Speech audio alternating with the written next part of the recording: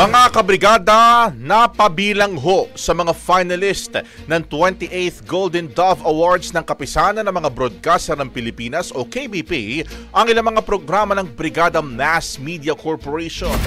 Finalist bilang Best Newscast Program. Ito nga pong Brigada Balita Nationwide sa umaga na napakinggan sa humigit kumulang 50 Brigada News FM station sa buong bansa at social media.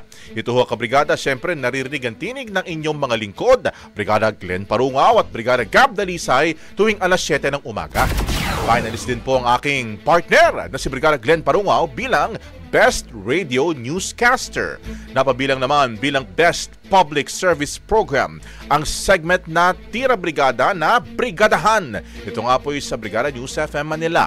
Sa segment na yan, itinampok ang ating mga kababayang nangangailangan kung saan tayo ho'y nagtutulong-tulong mga kabrigada.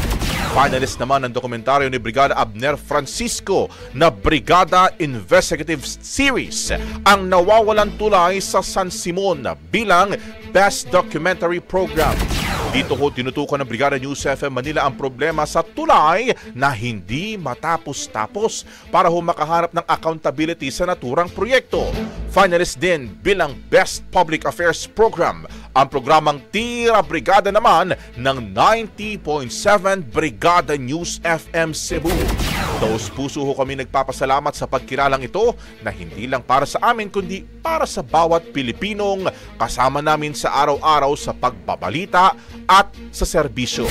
Mananatili ho kaming boses ng taong bayan in the heart of changing lives. Brigada Balita! Brigada Balita Nationwide! Ang bahaging ito ay hatid sa atin ng Fast Relax. Tanggal ang sakit, ora mismo.